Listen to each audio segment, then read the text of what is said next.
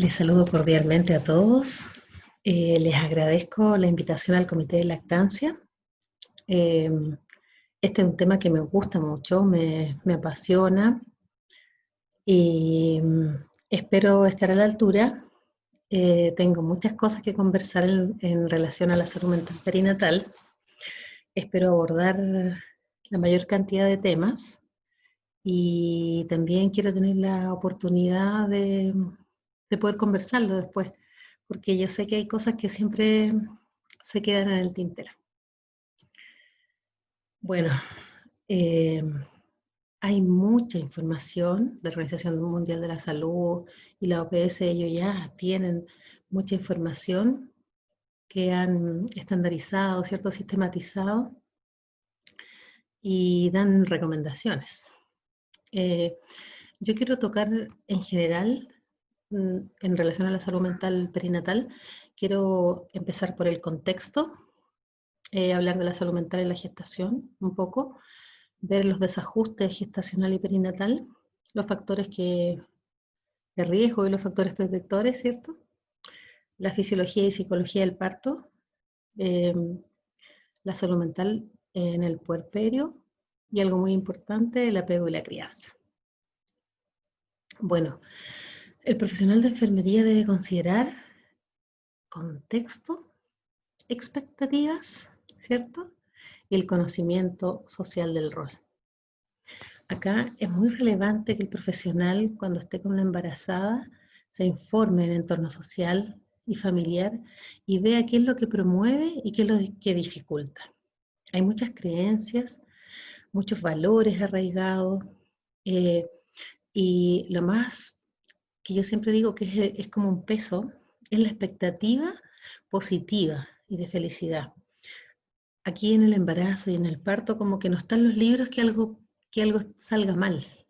Entonces, siempre hay pensamientos negativos, por supuesto, pero la idea es que es un proceso fisiológico, ¿cierto? Un proceso, la persona no está enferma. Entonces, siempre hay mucha expectativa de rol, de cumplir lo que viene, ¿cierto? Eh, y por esa dimensión cultural, ¿cierto? Hacia la lactancia, esas costumbres, creencias, le han costado tanto en el trabajo profesional. Yo tengo muchos más años que ustedes y les puedo contar que, por ejemplo, el sacar el consumo del agua, que las madres no le dieran agua, en los hospitales se conseguían un pato, una mamadera muy pequeña, y se las arreglaba para que escondía darle agua, porque según ella, eso evitaba la ictericia. Entonces, hay costumbres arraigadas y ahí tenemos que valorar, ¿cierto?, el trabajo de nuestra teorista Madeleine Leininger, donde nos hace conocer cómo son diferentes las culturas, ¿cierto? La importancia de dimensionar las diferentes culturas y, y validar eso, ¿cierto? Validar para desde ahí avanzar su costumbre, su creencia, ¿cierto? Eh, es muy importante la dimensión, aunque uno no lo crea, estructural y política, ¿ya? Hoy día la sociedad eh, le da valor a las cosas en la medida que son remuneradas, ¿cierto? Por eso tenemos muchos problemas de cuidadores, cambiándome a otro tema, porque claro, hay temas como que no tienen valor. Y, y muchas veces las madres se sobrecargan porque saben que hay que trabajar para tener sustento y la lactancia pudiera ser un tiempo donde ella no está produciendo dinero. Pero de ahí el desafío de enseñar el valor de la lactancia materna, la dimensión psicológica de la lactancia humana, ¿cierto? De la lactancia materna, perdón. Eh, está mal escrito ahí. ¿Cómo es tan grande el cambio, ¿cierto? Desde que va mi proceso del embarazo, mi ajuste, ¿cierto? En mis mamas, cómo yo después tengo que procesar este proceso, ¿cierto? ¿Qué flexibilidad tengo que tener para ver cómo debo amamantar, ¿cierto? Cómo debo prepararme para ese proceso, ¿cierto? Fisiológico y psicológico. La lactancia con respecto al género. Aquí hay un tema súper importante porque no es que en algún minuto los padres puedan suplir el rol, no hay caso, es fisiológico, pero al momento de incluirlos en los conocimientos, en la preparación que hay que tener, en lo que va a ocurrir, ¿cierto? En cómo va a ser el cansancio que va a tener la madre, las horas que va a tener que dedicar al incluirlo desde, desde la planificación familiar, van a ocurrir cosas distintas. Yo estuve buscando algunos estudios en relación a incluir qué piensa el padre en relación a la lactancia materna y encontré con grata sorpresa, no es un estudio grande, pero tienen poco conocimiento, por supuesto, de la lactancia materna, pero sin embargo tienen una predisposición positiva, entonces saben que es bueno, ¿ya? Entonces yo creo que es un futuro de estudio incluir al acompañante, ¿cierto? Marido, esposo, pareja, en, en los conocimientos, ¿cierto? Y en la disposición con la lactancia materna. Bueno, importante nombrar, ¿cierto? La teoría de Ramona Mercer, porque va a depender de dónde yo esté, los conceptos principales que debo valorar, ¿cierto?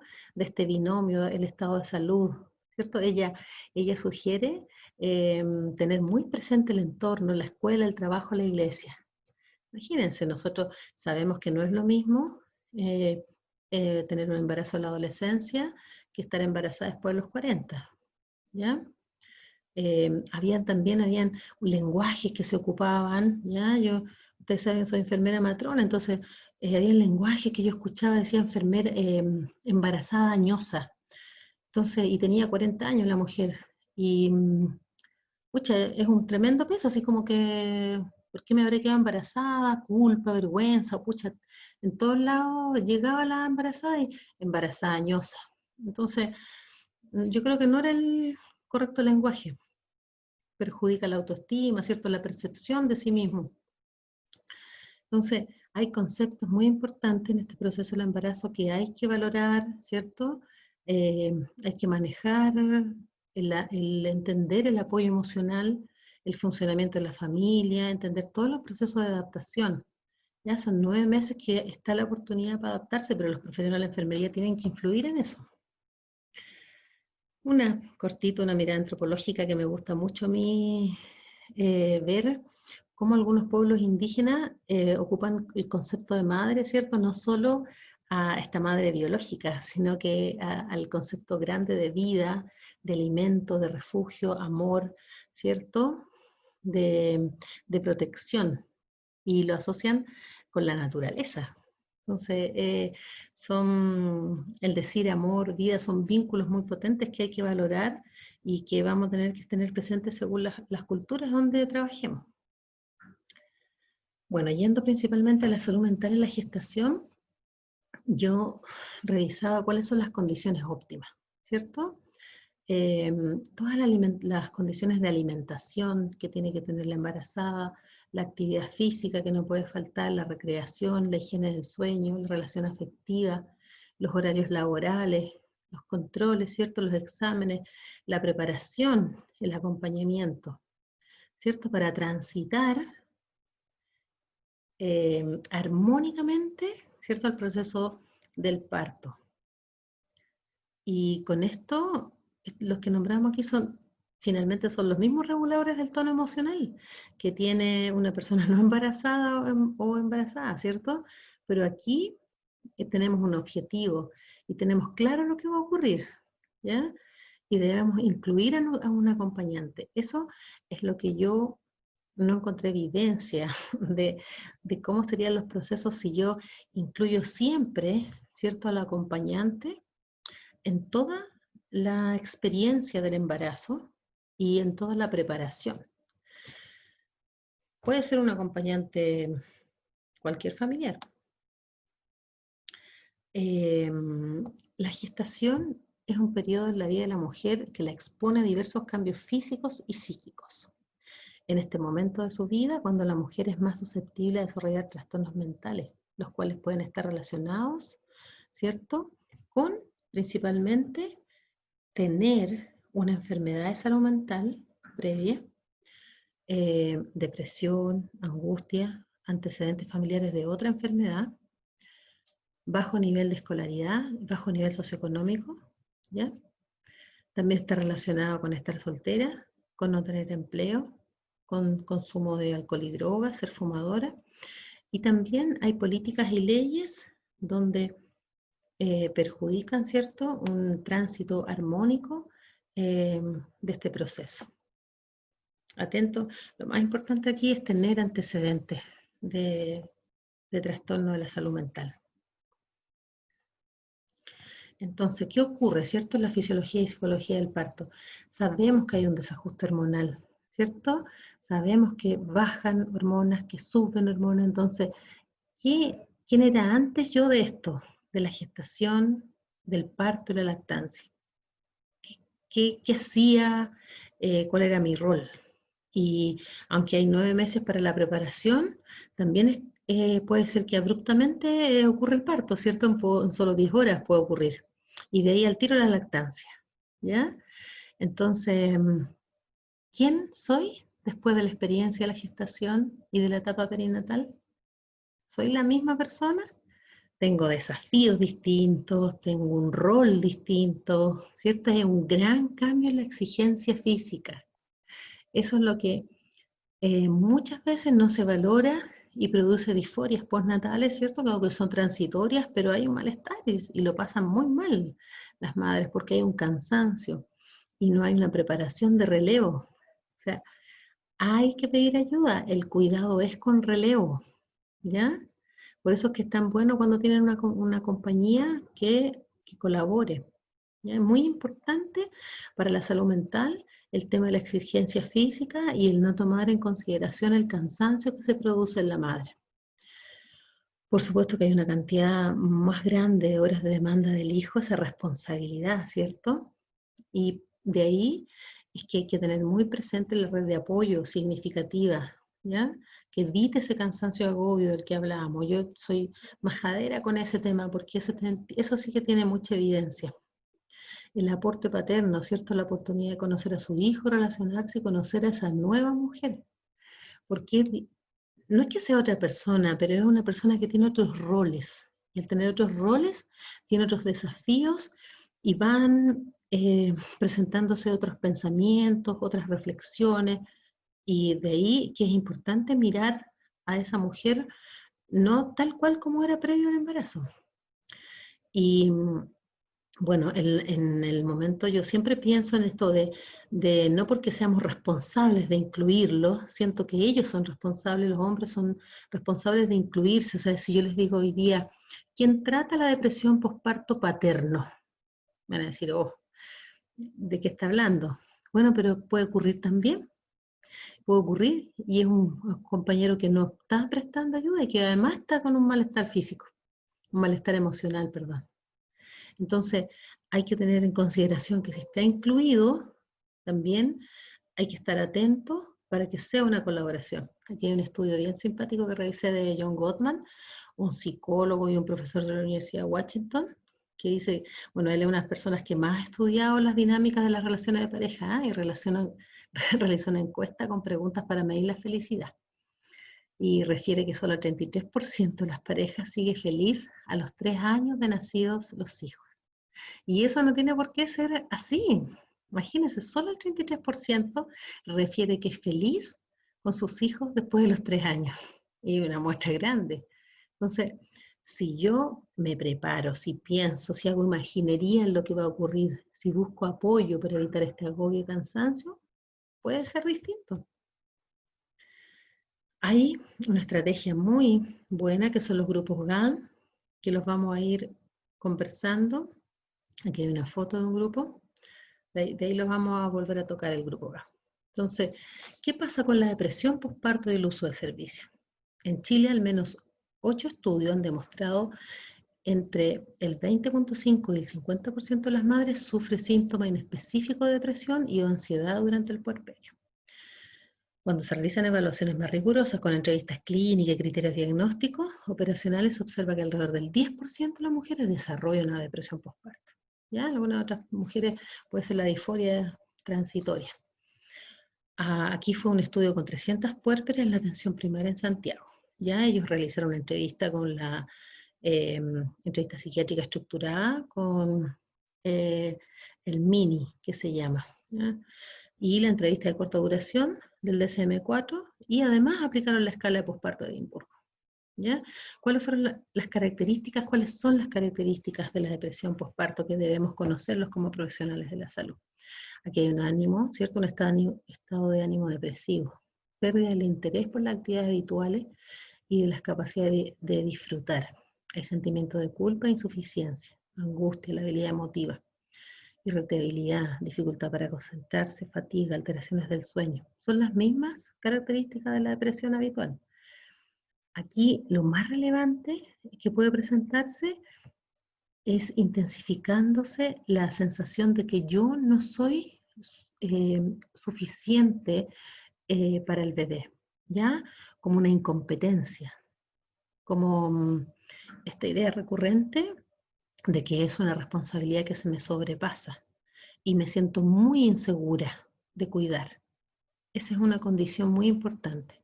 Entonces, hay casos también graves donde puede presentarse una reticencia a asumir el cuidado del bebé, ¿ya? Y rechazo por el bebé. Puede haber cambios en la madre, ¿cierto? En su vivenciar, en su expresividad, y no siempre son fáciles de advertir. Los síntomas son iguales eh, de la depresión. Aquí lo importante es esta culpa y este sentimiento de insuficiencia, como que yo no puedo cuidarlo, no soy capaz de cuidarlo. ¿Cuál es el acceso a tratamiento? Bueno, en general, lo que se espera del rol materno es que haga lo que tiene que hacer, así por defecto nomás. No se espera de que se sienta triste, que se sienta cansada, ¿cierto? La sociedad, la familia, la expectativa es que asuma su rol. Entonces, en principio muchas veces hay desvalorización y cuestionamiento del rol materno, ¿cierto? Porque hay un rol idealizado, ¿cierto? Y muchas veces hay multiplicidad de roles. Esta mujer tiene que cuidar a otros hijos, ¿cierto? A veces la pareja tiene una expectativa de que siga haciendo las cosas que estaba haciendo antes de tener su parto, ¿ya? Especial interés evoca un grupo de mujeres ausentes que parecen escapar del alcance de la provisión de cuidados en el consultorio. Esto es súper interesante, ¿eh? Porque muchas veces las cuidadoras vienen con abuelas, tías, sobrinas, ¿ya? Esto fue del estudio anterior, lo nombra. Entonces las madres van a labores remuneradas y van otras familias, mujeres, a acompañar a los... Entonces, el profesional de la salud de repente puede pensar que no está, o cómo está ausente. Y no es así, pues está trabajando, ¿ya? Esto ocurre mucho en población migrante, ¿eh? En población migrante que está trabajando, y es importante verlo. Como les decía, no juzgarlo, no estereotipar, sino que preguntar. Aquí sería bien interesante incluir al, al padre, ¿cierto? Nosotros sabemos que en Chile el padre hace uso de una licencia postnatal muy, muy bajo, cercano al 2% del 100% que debería ocupar sus licencias, ocupa solo el 2%, entonces demasiado bajo. Falta tratamiento entonces para los padres, incluirlos, y, y también falta tratamiento para las madres con hijos con enfermedades graves, porque resulta que cuando la madre está con un hijo con una enfermedad grave, no están los libros que ella pudiera tener alguna necesidad, una contención emocional, porque está toda la atención sanitaria focalizada en la atención del hijo. Y eso es una carencia que tenemos como servicio de salud. Bueno, acá los grupos GAN que les quería conversar. Ya una sugerencia de la OMS, la UNICEF, promover los grupos GAM, ¿cierto? Estos son grupos de ayuda con orientaciones claras, de apoyo, aliento y orientación, que permiten mejorar el vínculo, el afecto con estímulo y protección, y satisface las necesidades emocionales. Aquí también hay mucha evidencia porque son grupos de mujeres que está bien estructurado, ¿ah? Se organiza y tiene una guía hasta de cómo los lenguajes. La idea es que sea alguna madre que haya tenido una experiencia de lactancia previa, que ella sea la guía, y la promoción de los grupos GAL entrega directrices súper claras, dice el lenguaje con el que hay que comunicarse y cómo van dando estas orientaciones claras, dice de apoyo, aliento y orientación. Aquí hay un dato, yo encontré en Facebook, aquí en Los Andes, en la zona, que es una matrona que coordina un grupo GAL. Yo de verdad no lo pudiera corroborar si está funcionando actualmente, pero está en las redes. Bueno, y este es el tema que es tan interesante de tratar si complementariamente vemos a una madre que tiene algunos problemas del área de la salud mental. Debemos estructurar un plan, ¿cierto?, de información, de educación y un plan que convincente, ¿cierto?, de apoyo, decíamos, ¿cierto?, apoyo, aliento y orientación para favorecer este vínculo que debe formar con su hijo. Porque muchas veces lo que hablábamos en la depresión es que había sentimiento de culpa y esta sensación de incompetencia. Entonces resulta que la necesitamos empoderada, la necesitamos convencida. Si hay que dar tratamiento farmacológico, ahí el médico lo evaluará, ¿cierto? La buena noticia es que la mayor cantidad de depresiones leves y moderadas son tratadas sin fármaco, ¿ya? Con psicoterapia, con teoría cognitivo-conductual. Entonces hay mucha evidencia de éxito que se puede tratar sin fármaco. De ahí que tenemos que educar a la madre en la importancia de este vínculo, ¿cierto?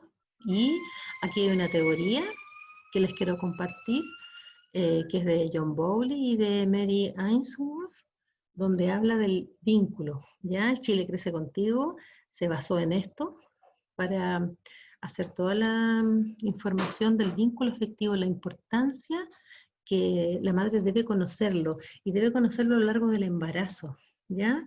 Para poder aplicarlo después. La idea es que es un desafío grande, ¿cierto? Debe haber un cuidador que sea incondicional y continuo. Aquí hay una necesidad de satisfacción de necesidad inmediata. Un tiempo hubieron muchas investigaciones donde se decía que a los niños había que dejarlos llorar en la pieza hasta que se quedaran dormidos. Bueno, eso después se desestimó.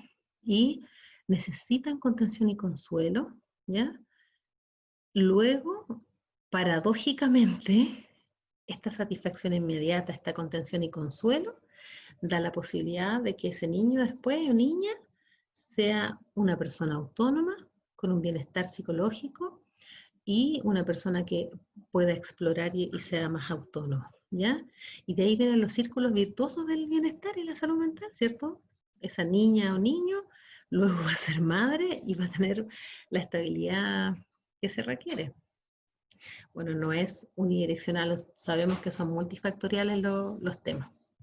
Entonces, este apego, lejos de encontrarnos ante una simple conducta instintiva que aparece siempre en forma semejante ante la presencia de un determinado estímulo o señal, ¿cierto? Un llanto o algo, no instinto, esto es aprendido, ¿cierto? El ser madre es aprendido, por eso que los profesionales de la salud tenemos un rol tan importante aquí.